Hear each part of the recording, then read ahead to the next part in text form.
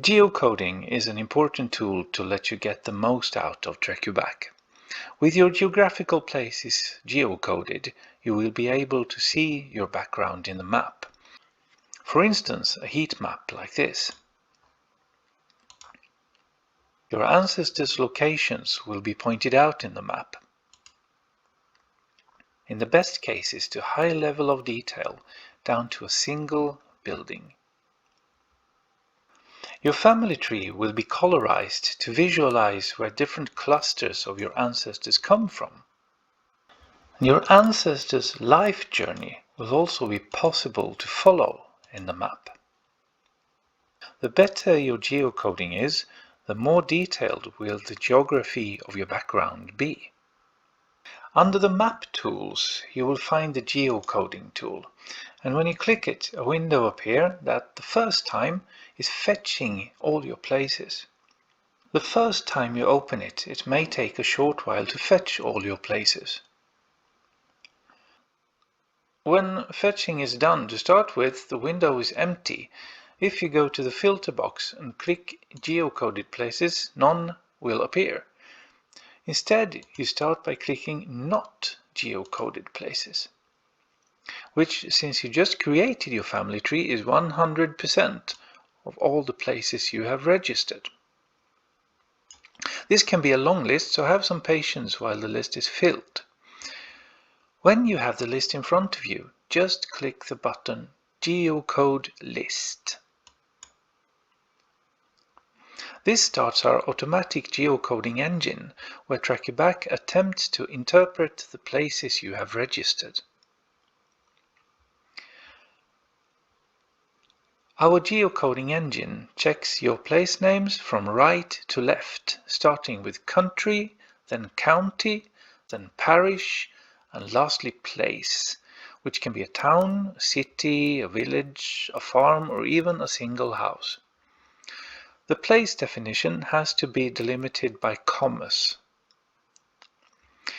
We rely on modern place name databases, so the success of the automatic geocoding relies on how well your place name definition matches the formal name in those databases. Different countries have different levels of detail in their place name databases. Of course, there will be places that cannot be automatically geocoded. We all misspell or forget parts of the name. There are also different practices regarding the order of place definitions. I will soon show the manual geocoding for these places. Depending on the number of places, the geocoding may take some time, but this is only done the first time you geocode. When the automatic geocoding is done, you will get a list that hopefully consists of most of your places. In the top of the window, you will see a message like this: successfully geocoded this many of, in total so many places. Save all those geocoded places at once with this button. Wait a moment while saving. When it's finished, the saved places disappear from the list, as they are now geocoded. You can get feedback in the Statistics tab as to how successful your geocoding was. You will see how many of your total amount of places was actually geocoded. You will also get feedback on how many places that could be geocoded in detail down to place level, and how many could be geocoded with lower resolution, perhaps only on country level.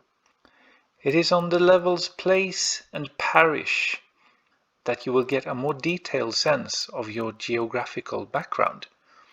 Some percentage will most certainly not be geocoded at all. That means you have to work manually. This takes some effort and time. Go back to the first tab, Places. If you had the checkbox Not Geocoded checked, you will see a list that could not be automatically geocoded at all. Mostly this is because of the phrases not being place names, misspellings, forgotten commas between name categories and such. This leads to manual geocoding. If we choose a place like this one, here are obvious errors. I have forgotten county and country, and I have not used comma as delimiter. When I click this editing button, I get a chance to correct my errors. Comma here, and then county and country. Then I save the place name. Hopefully this is a good description, and I can let the system try to geocode the place automatically now with this button. It finds a place name which seems to be almost identical to the name I have stated. I can click on the Show Place button. Then it leads the map so I can control it. And this actually seems perfect for me. I'm satisfied with this result, so I save the geocoding for this actual place. This way I have solved one of the places that could not be automatically geocoded from the start. If you want to set a more detailed place definition than the automatic geocoding could solve, there is a certain tool for that. We can go back to the list of places that has been geocoded and filter out all but the ones which were coded only on country level.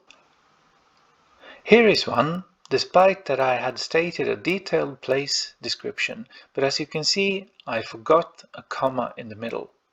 I can specify the geocoding with manually pointing out the place I want.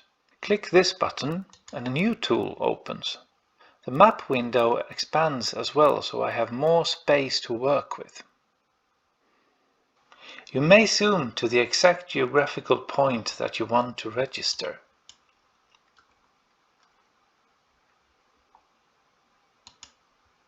Of course, you can work on historical maps with a high level of detail to get clues for your geocoding.